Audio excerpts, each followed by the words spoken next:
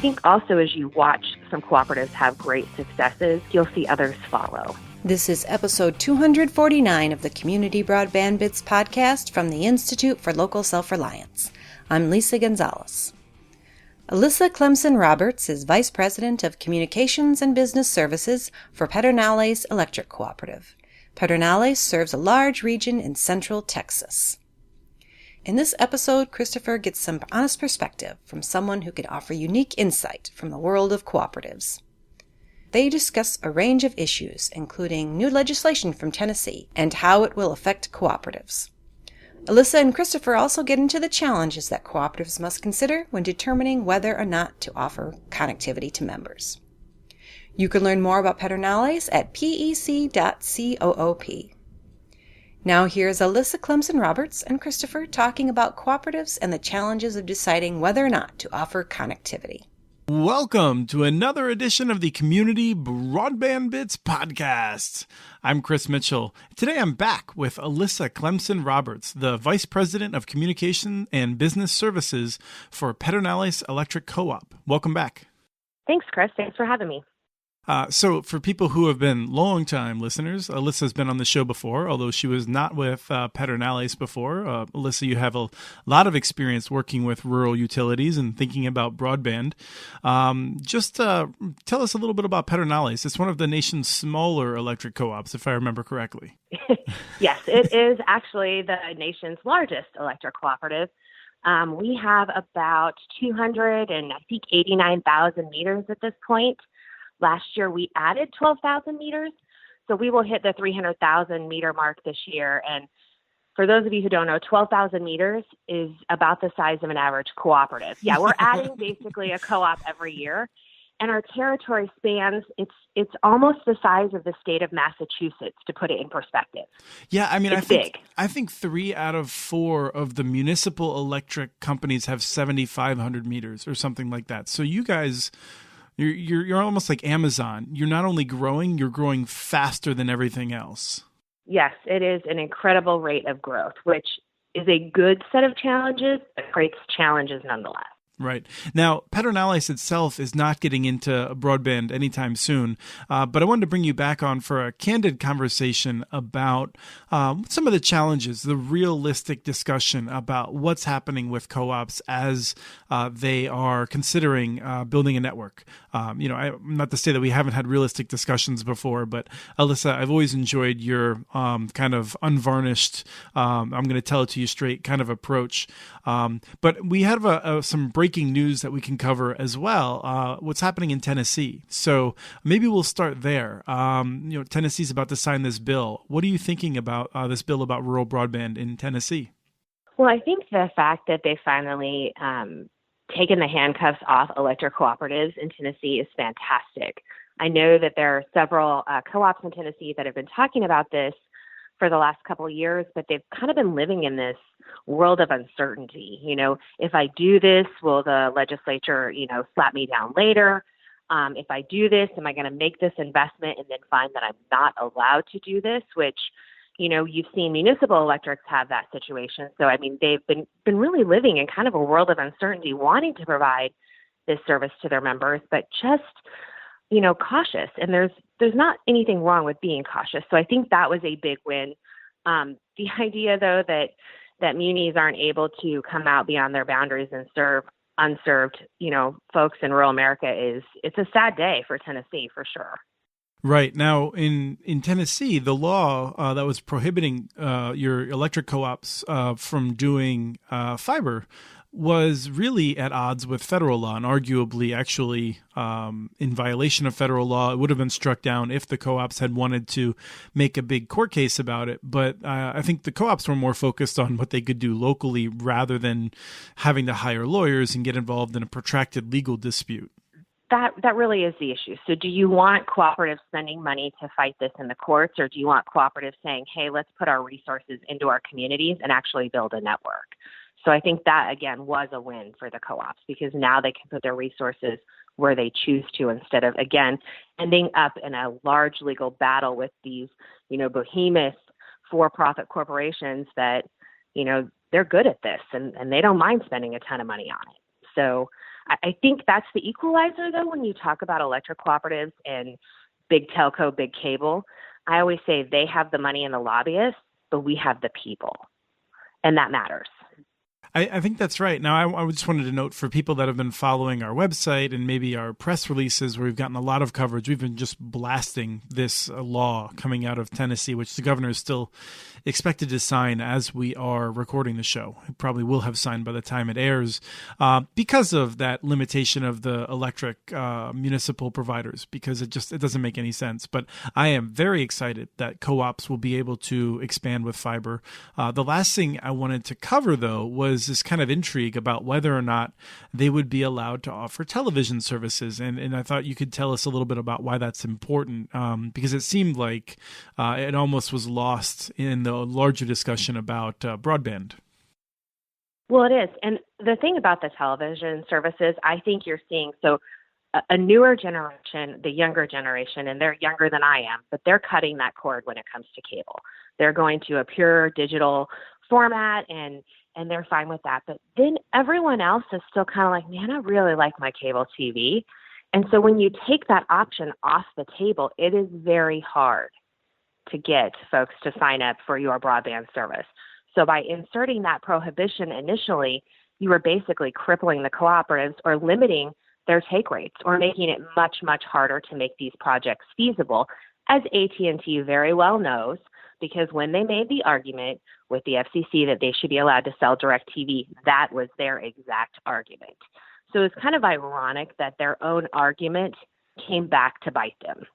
It's not the only time that could happen, so I'm glad that it does happen from time to time. And it's worth noting, of course, that AT&T owns a lot of rural areas by virtue of the fact that they own DirecTV. And so for them trying to stop the co-ops from providing television services is just yet another way in which they're trying to establish a monopoly, basically, for their own services. Yes. Well, and it's funny because every time you see this crop up in a state legislature, it comes out like it's a for broadband competition bill. But as you read the bill, it becomes, very, very obvious that all they're trying to do is hold on to their monopoly. Now let's talk about some of the challenges and some of the reasoning that happens when a co-op is thinking about whether or not to get into the fiber game. One of the things that you've identified is just the comfort level with where they are. You have an entity that has done a good job providing electricity. In fact, we have actually been passing a book around our office talking about rural electrification and the early co-ops. And it is amazing how much better they were than the private companies in the few areas in which private companies deigned to invest in rural areas. So these are rural electrics that have done a really good job of providing service in hard-to-reach areas. I may criticize them from time to time with long-term power purchase agreements on coal, but the fact is the lights generally stay on, and they're very comfortable in that business area. Yeah, and I think that is a big issue, and it's something that we talk about a lot in the co-op world. We went from kind of this, you think about in the 1930s and 1940s when rural electric cooperatives started providing service. This was a territory, again, no one wanted to serve. For-profit electric companies were like, can't be done, won't be done, and kept, providing all these obstacles to make this happen.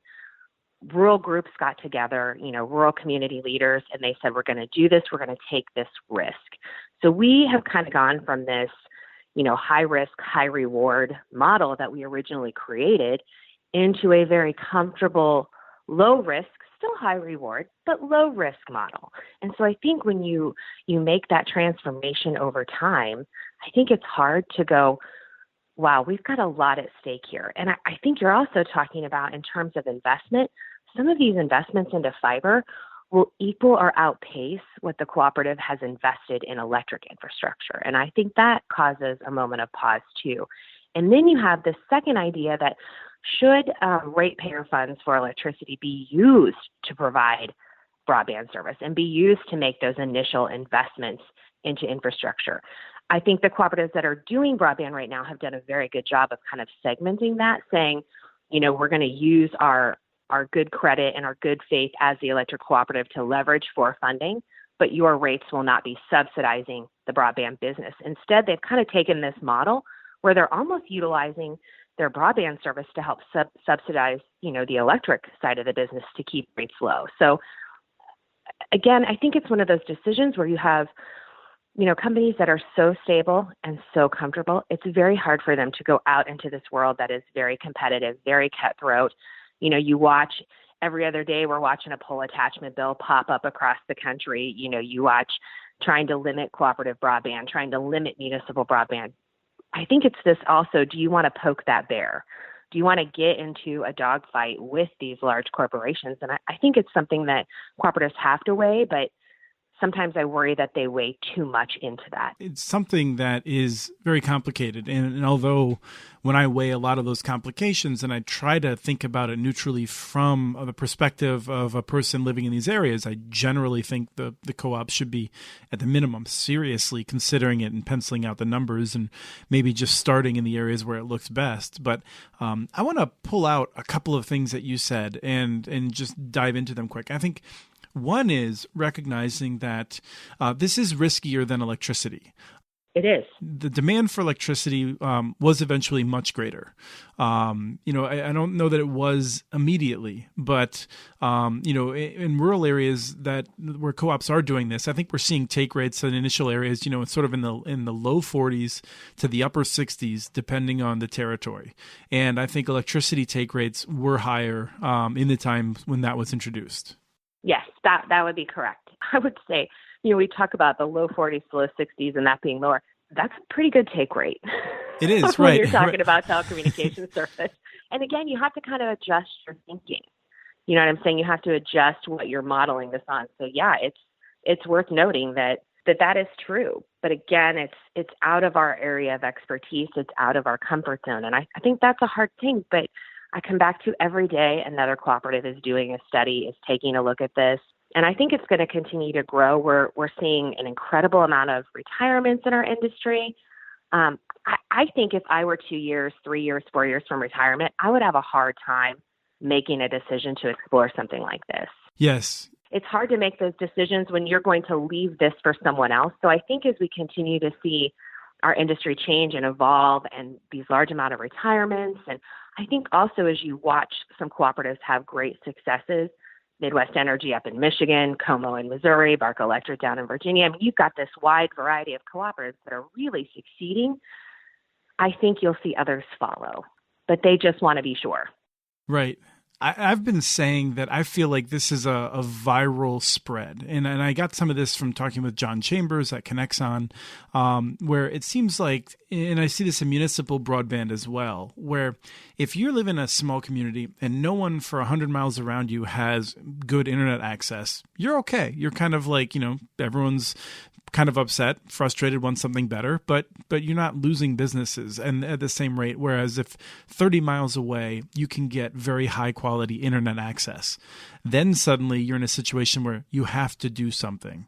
And I think that as we see a few of these rural electric co-ops doing it across their entire footprints, it's just going to put pressure on those around them to do it, because otherwise we're going to see population shifts.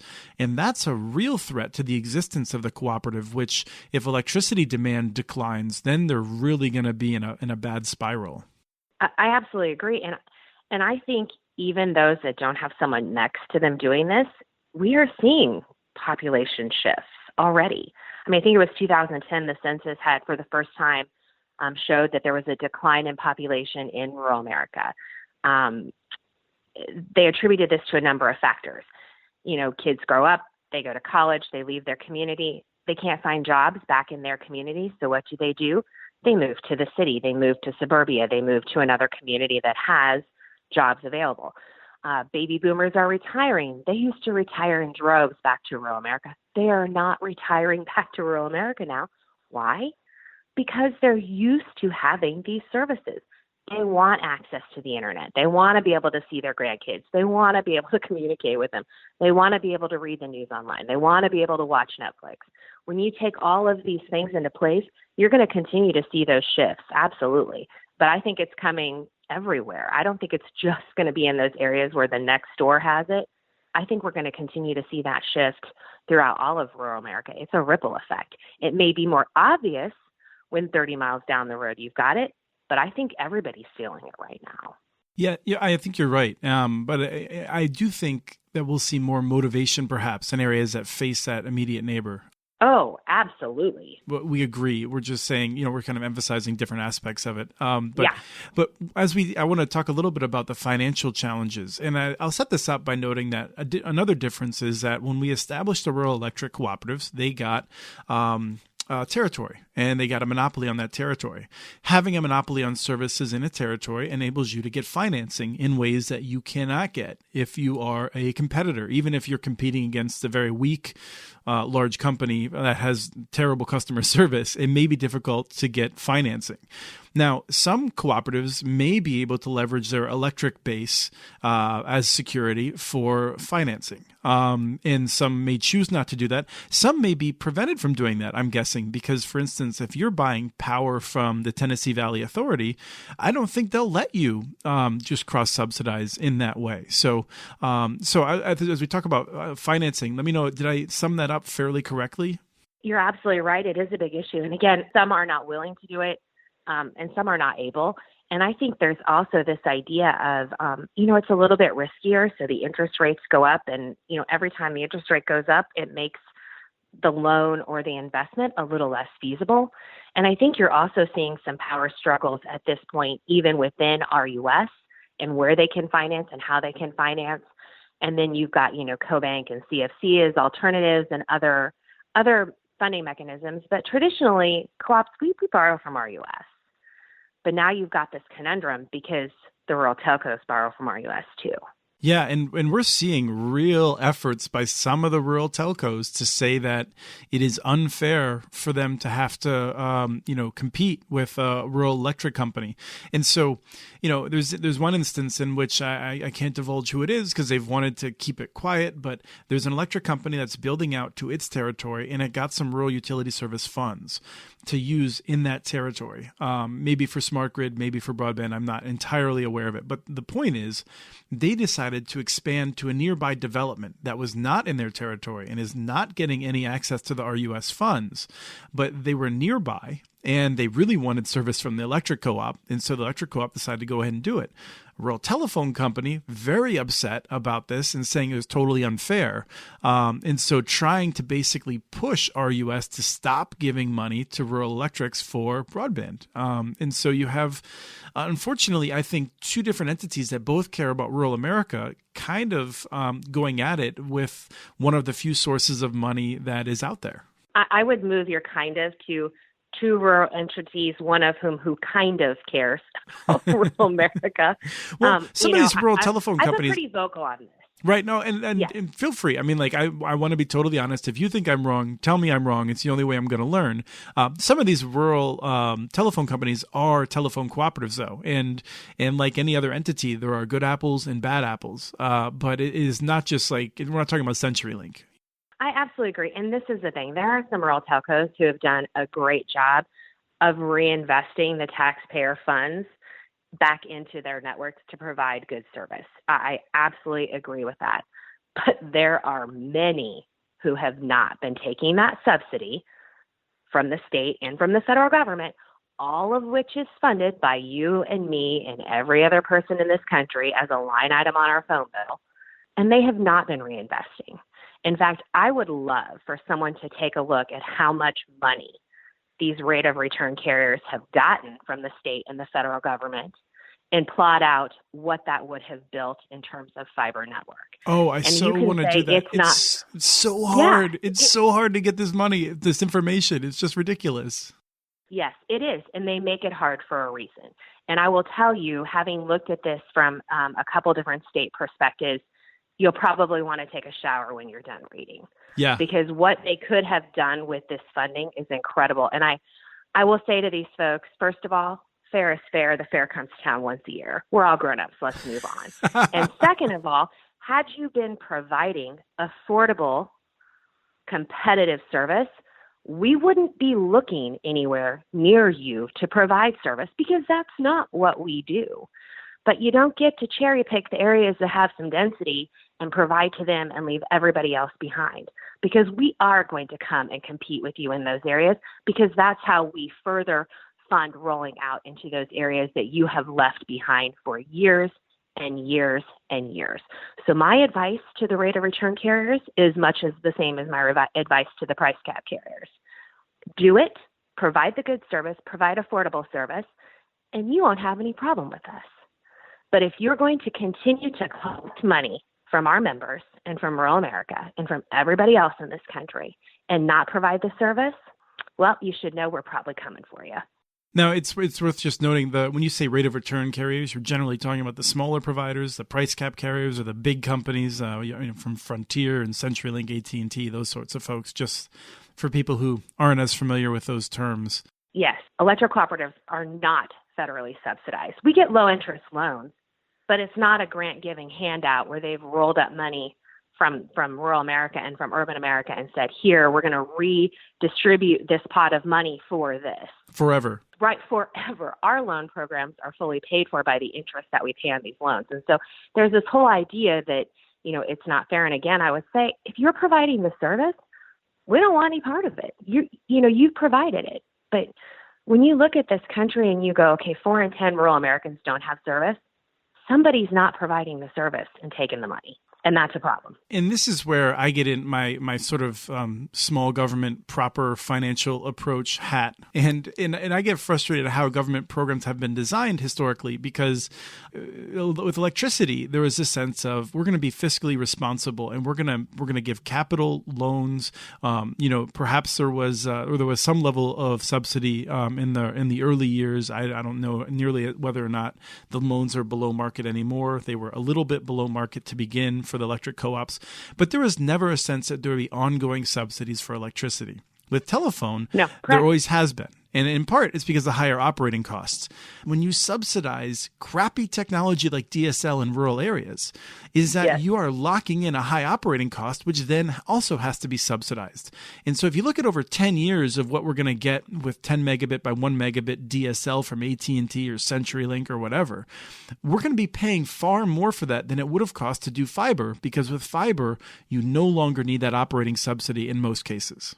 Yes, that's absolutely right. I would include the rate of return carriers in that argument. Again, I would say look at their funding levels. How much have they been getting, and have they been building their business on what's best for rural America, or have they been building their business based on this rate of return model, this idea that the more you spend, the more you get, and not necessarily making, good economic decisions with the best interests of their members and or customers at heart. So let's turn to one of the challenges that I think is going to be facing co-ops like yourself at Pedernales, if you ever were to go into this, which is when you have a population split across suburbs, exurbs, and then perhaps farmers, just to simplify, rural, really spread out member owners of the cooperative. It seems to me that we are seeing some conflicts between co-ops where a board might be dominated by suburban interests a little bit more and less willing to invest in connecting everyone. And I fear that we may see some co-ops lose that sense of what brought them together in the first place, which was to make sure that the needs of everyone were ultimately met. Yeah, I could see that being a problem. That's kind of the unique aspect of PEC. Our board is split up geographically, and they've drawn the line. So we have a pretty good balance, I think, on our board of rural interests and then our more maybe suburban, / urban interests. So we aren't seeing that. What we're kind of seeing is this is a large investment. Parts of our territory are really well served. I have Google Fiber in my home, and I'm a PEC member. And let me tell you, love the Google. I just love it. Just keep rubbing it in. Yeah, rub it in. Yeah. But, the problem is you have to have some of this to be able to help subsidize as you head west in our territory. I mean, on this side of our territory, we're very dense. There's a lot of population. There's a lot of business. But as you move west across our territory, we get down to 1 and 2 homes per mile. No one can make that feasibly work on a standalone project. And that becomes a little bit of a problem, too, because you need this area where I live in Southwest Austin, into Dripping Springs, in this central Texas area. You need this to help make the other feasible. And so it becomes harder and harder as we continue to watch big providers cherry pick. And I would say to Google, I think it's fantastic that you're providing broadband service, in these. Oh, we just lost all audio. I don't know if you can still hear me. Urgh. Was it your end or my end? No. It was our end, our entire office. Again, this is the second time in a row that Comcast has disconnected us. We've had to reboot our business class service. It happened right after you were talking about how great your Google connection is. It's worth noting. Yeah. Oh, yeah. But this is... Which is so funny. I joked with you that maybe it was AT&T because I keep messing with them. No, this is just standard run-of-the-mill dealing with Comcast in a business environment. Oh, yeah. Once every day, it seems like lately, we get disconnected and we have to reboot the old modem. So at some point, I'm going to have to call them, at which point they'll explain to me that it's something on my end, I'm sure. Yes. Although for some reason it's their modem that I have to reboot. We've rebooted every other piece of networking equipment. With that aside, which I hope Lisa keeps in the show, you were just describing, the challenges of expanding west, given your the cost when you get down to the low densities. Yes. Well, and that's the thing with Google Fiber that I had kind of gotten off on a little bit of a tangent, but I think it's worth exploring. So, Google is this great company, right? They basically challenged the status quo that people don't want fiber. People do want fiber. So I would say to Google, and I'm going to challenge them openly, why don't you keep exploring west? You've done this in this suburban and urban setting and you're having some successes. Why don't you do something truly revolutionary and continue to press this model and push west? It's great that they can do it, when you've got 40 and 50 and 60 homes per mile, but why don't you keep rolling west for us and provide some great service? Because I think that the model has been proven over and over and over again. I'd love to see Google take on that challenge and do something truly revolutionary, because what they've done in urban and suburban America isn't really revolutionary, but do something really cool. It does seem to be over, though, unfortunately. There's been a number of people that have argued that, that would be revolutionary. Up here in Minnesota, I've seen a number of people in rural areas that were willing to do whatever it would take if Google would prove that there was a business case for building out to them, which, as you know... And they don't even have to prove it. The co-ops have proved it. So they get to take credit again for something that's, been proven. Right. Although it's worth noting, and this is something I think that we can't emphasize enough, that a business case is different for business to business. A business case for a co-op is different in that the co-op wants to break even. A business case for AT&T is that it has to make a killing. It's not enough just to be a little bit profitable. Its shareholders are expecting increasing profit over time. So it's worth noting for people that this is one of the reasons why that we see co-ops being so successful in rural America, because it's the right tool for the right job. No, I absolutely agree. And I think it's the argument too. Hear this a lot. It's too expensive to do it in rural America. And I think your point is well taken. It's not that it's too expensive. It's that your rate of return isn't enough. And there's a big difference between being too expensive and you can't make enough money off of it. And I would agree that, a for-profit company has different factors to take into account. But I would also argue that as a large corporation in this country, you have an obligation. And I think that obligation extends at times beyond your shareholders. It extends to the betterment and the good of America as a whole. Not everything is a bottom line. Right. And we certainly, it's certainly a discussion that is popping up again and again. Interestingly, I was reading a book about a history of sort of monopoly in economics. It's Railroad Economics by Perelman, I think. It's kind of a leftist economics case for why we don't need economics, because a lot of economists tend to be like just sellouts that just defend the power structure no matter what. I actually really like the tools economics provides, but I'm getting a little bit deep just to make this point that, literally 100 years ago, as we had the economy becoming taken over by large trusts and monopolies, there was a sense that if you had a monopoly, you had an obligation to do more than just figure out how to do well for your shareholders. That was called welfare capitalism, I think, was the term that was used in this case. And I have to say, I didn't find it particularly persuasive, but it's a heck of a lot better if you have monopoly, if they are going to be doing something good. It's kind of like, if we can't do anything about AT&T, well, we certainly can't live with them just screwing us constantly. Right. Yeah. And this is when our phone goes dead again. Right. Well, I've really enjoyed the conversation. And so I really appreciate your time once again to talk about some of these issues. And I think, for people that are still trying to figure out what's going on in rural America, I hope this helps. Yeah, I think it's vitally important to the economy of our country. Imagine if we hadn't electrified rural America. Or what if we'd said to rural America, you can only have 2 hours of power, or you can only have enough power to do this or this? Would we be the great nation that we are? And I think we're at that tipping point with broadband. I think it's vital to the economic interests of our nation that we have this opportunity for everyone. Yes, I absolutely agree. And I would, it's interesting because if electricity didn't reach all of America, it's possible electricity wouldn't be as important to us. We may have evolved in different directions with the way markets work and things like that. But by creating much larger markets, we certainly led to advancements more quickly because we had increased productivity. And if we don't expand high quality internet access to everyone, we won't be able to take full advantage of a high quality internet. It will not be as good if we deny it to certain people. So there's a little bit of a self-fulfilling prophecy that we need to keep in mind as we're deciding how to connect folks or whether to cut them off effectively. Thank you so much. I hope you have a great weekend. Thanks. You too, Chris. That was Christopher and Alyssa Clemson Roberts, Vice President of Communications and Business Services for Pedernales Electric Cooperative in Texas. We have transcripts for this and other Community Broadband Bits podcasts available at muninetworks.org/broadbandbits. Email us at podcast@muninetworks.org with your ideas for the show.